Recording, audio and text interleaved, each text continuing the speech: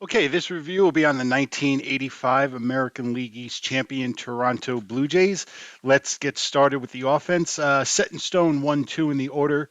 You had second baseman Damaso Garcia leading off and center fielder Lloyd Mosby batting second. You see their on base chance numbers right there. I'm going to drop a suggestion later on in the video as to what you could do um, to have a better option leading off against left-handed pitching. I'm not crazy about Garcia's 9 out of 33 number against lefties. So there are your on-base chance numbers right now for your 1-2 guys, Garcia and Mosby. Now, in the third spot in the order, we had a platoon going on here where you had Rance Mulliniks batting third and playing third base against righties. And against lefties, you had Jeff Burrows as the DH. Let me go ahead and show you their numbers against righties and lefties. Mulliniks versus righties, Burrows against lefties. You see both of them have solid on base numbers, and as you could see, you get nice numbers out of Mulliniks when it comes to his runner advance hits. Burrows numbers, I wish that number was a little bit higher, especially when you're talking about your number three hitter against lefties. Now let's take a look at the cleanup hitter every day, left fielder George Bell. I'm going to show you his hits with multiple base advancement. Again, I'm in a situation where I wish on the surface the numbers were a little bit higher. George Bell does have a couple of ballpark effect home runs where if you're playing in the right park, those numbers can go up to about 5 out of 33 against lefties and 7 out of 33 against righties. But again, like I just spoke on, I wish on the surface the numbers were a little bit higher. Now I'm going to show you the numbers for right fielder Jesse Barfield. Just give you an idea as to what the Blue Jays did with him according to the Strat-O-Matic book. Barfield was fifth in the order against lefties, and he would hit eighth against right-handed pitching. So you see Barfield's hits with multiple base advancement. That's a nice number against lefties. So that's looking good. Now I'm going to show you the numbers for Willie Upshaw, the everyday first baseman who hit six every day in the order. You see his numbers.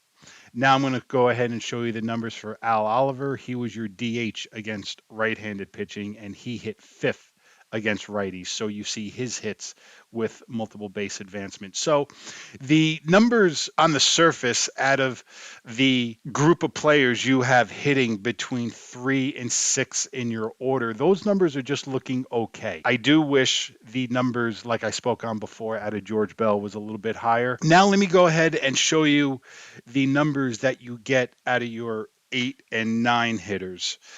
This is against left-handed pitching. Now, according to the Strat-O-Matic book, you had Tony Fernandez every day playing shortstop, hitting ninth. And against lefties, you had Garth Orge playing third base and batting eighth. So let me go ahead and show you Tony Fernandez's on base chance numbers against lefties and righties. And I'm going to show you Garth Orge's, all of his numbers versus left-handed pitching. And you could see you get really, really nice production out of the bottom of your order, especially when I'm looking at Garth Orge's numbers. You could see his 8 out of 33 runner advance number. That is a terrific number, especially at a guy who hits eighth in your order. And I would even drop a suggestion to just move him up in your order a little bit when he plays against left-handed pitching.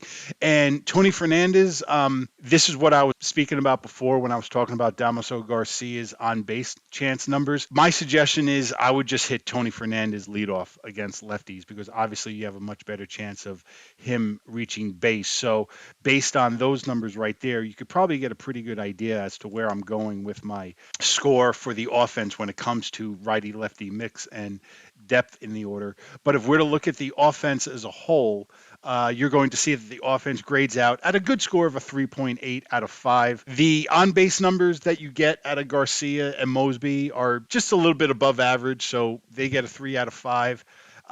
The middle of the order, the numbers are, at best, I would just say they're good numbers, not very good numbers. So I land on a 3.5 out of 5 score, but I gave him a perfect score of a 5 out of 5 when it comes to righty lefty mix and depth in the order because I really like the platoon you have at third base with Mulliniks and Orge. And I also like the fact that you have very nice on base chance numbers out of Tony Fernandez, who hits in the bottom of your order. Like I said before, he hits ninth in your order every day. So that's how the 85 Blue Jays offense is looking. They grade out as a 3.8 out of 5. Now, if we're to look at the defense is actually looking pretty good. The only issues with the defense is, first off, you're good up the middle with the ratings, with having a 1 at shortstop and a 2 at second base. You're looking really good there. The outfield as well, you're looking pretty solid out there. You do have the 3 in left with George Bell, but he's playing next to 2 1s, which you really like in the outfield with Mosby and Barfield. Um, the E ratings, however, do create a little bit of a issue. If we're to stay in the outfield, you've got the double-digit E rating with George Bell, which has to bring down the E rating score when it comes to when I just break down the outfield. Same issue with the middle infield E ratings. You're very good at second base with Damaso Garcia, but you've got Tony Fernandez, who is above an E30 at shortstop, and that could be problematic. And it's really too bad, too, because that is really what is going to drag down the overall E rating scores, as well as the E12 that you have at first base with Willie Upshaw. You're looking good at third base with Garth Orge, who I would say that E23, I would say is about an average E rating at third base. That seems to be a pretty common number where, in my experience, I find a lot of E ratings at third base to be anywhere from, let's say, like an E20 to maybe like an E26, somewhere around there. I've always felt like if you're an E15 or lower at third base, then you're excellent. And that's what you got out of Rance Mulliniks, as he's only an E12. So third base is looking good, but I'm not crazy about the E12 at first base. If we're to look at the defense as a whole, they still grade out with a very good score of a 4.3 out of 5. However, they would have done a lot better had some of these E ratings been a little bit lower. You could see my average E rating score came out to a 3.6 out of 5. So the overall Blue Jays defensive score 1985, 4.3 out of 5. Now let's move over to the starting rotation. Let's get started with the ace, Dave Stieb. You see his on-base chance numbers right there. Very solid card. As always, out of Dave Stieb, he was in the prime of his career at this time and really had a string of some really nice Strat-O-Matic cards around this time of the mid 80s. Now let's look at the starting rotation depth. I'm going to show you the numbers for Jim Clancy, Doyle Alexander, and Jimmy Key. You can see on the surface the on-base chance numbers are looking very good. I just have an issue here. Jim Clancy, there's a lot of power on his card against right-handed hitters, and Doyle Alexander, you have a number of ballpark effect home runs against lefties and righties on his card. So if you're playing in the wrong ballpark, that could be a little bit of a problem. And just to give you a little bit of background, the ballpark effect home run, according to the Strat-O-Matic book for Toronto 1985, on a D20 is a 1 to 12 against for both left-handed hitters and right-handed hitters. So if you're pitching these guys in Toronto, you could have a little bit of an issue with giving up the long ball. Jimmy Key also has some power issues on his card. That is against right-handed hitters. So those issues, giving up home runs, is going to bring down the starting rotation score just a little bit as they grade out. Still a good score of a 4 out of 5. A lot of that is driven by what you get out of Dave Stieb. I gave him a perfect score of a 5 out of 5, but I was only able to give the starting rotation depth a score of a 3 out of 5. And again, that's solely based on the fact that there's just too much of an opportunity to giving up home runs with this staff, which I really don't like. And it's too bad, too, because like I spoke on before, I think the numbers when it comes to getting on base for Clancy, Key, and Doyle Alexander all check out very good.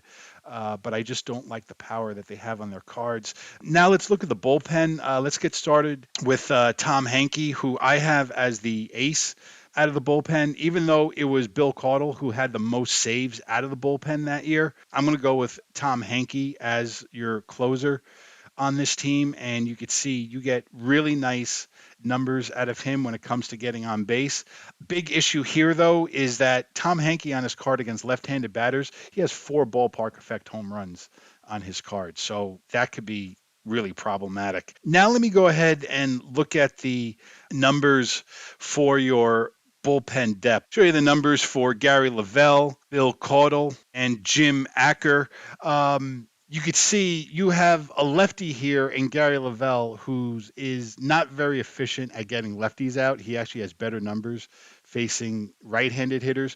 What I really like about Dennis Lamp's card, and this is really your go-to guy in the bullpen when it comes to getting the ball to Tom Hankey. Lamp has nice numbers when it comes to on-base chance numbers, even though I wish that 9 out of 33 against right-handed hitters was just a little bit lower, but I'll still take it. What I do really like about Dennis Lamp is that at least he keeps the ball in the ballpark, so that's nice to see. Bill Caudle, who I spoke on before, who actually had the most saves for the 1985 Blue Jays. There's a lot of power on his card when he faces left-handed batters, so that is an issue with him. So if we're to look at the bullpen as a whole, you're going to see that I grade him out at just a above average score of a 3.5 out of 5. I couldn't give Hankey a score of anything above a 4 because I just don't like the power chances that he has on his card. Even though his on base chance numbers are incredible, there are some opportunities for him to give up home runs if you're playing in the wrong ballpark. And the bullpen depth, even though I do like Dennis Lamp's card, he's really your only real viable option out of this Blue Jays bullpen. So I couldn't really go above anything above a 3 out of 5 for the bullpen depth. So 1985 Blue Jays bullpen comes out to a 3.5 out of 5. So if we're to peel everything back and look at the 1985 Blue Jays as a whole, you're going to see that they grade out with a very good score of a 3.9 out of 5. And the reason why I wanted to sit down and do this video was because the last video that I did on the 1982 Milwaukee Brewers, I was talking about how, I look at teams like the Brewers and the Orioles, the 1983 version of the Orioles, as really being both very good teams who are kind of on that second tier of American League Strat-O-Matic teams from the 1980s, with teams like the 81 Yankees or the 87 Twins being a little farther down the ladder. And then it popped into my head that I hadn't sat down and done a team analysis video on the 1985 Blue Jays, who I've played with in the past. And I really do like this team. If we're to go back and look at what is really good about this team, I do like the depth that you have in the order. You really don't have any automatic outs when you go with both versions of the lineup, whether you're facing lefties or righties. I would say the weakest hitter in the two lineups is actually when you play Buck Martinez at catcher against lefties. He doesn't have a very good card from that year at all. But for the most part, you're looking really good with the offense. The defense, as I spoke on before, the only red flags is you've got the E30 at shortstop with Tony Fernandez. You've got a double-digit E rating in left, and you got a double-digit E rating at first, which I don't like. But for the most part, your entire defense is 1s and 2s in the field, which is good. Obviously, you have a terrific ace in Dave Stieb.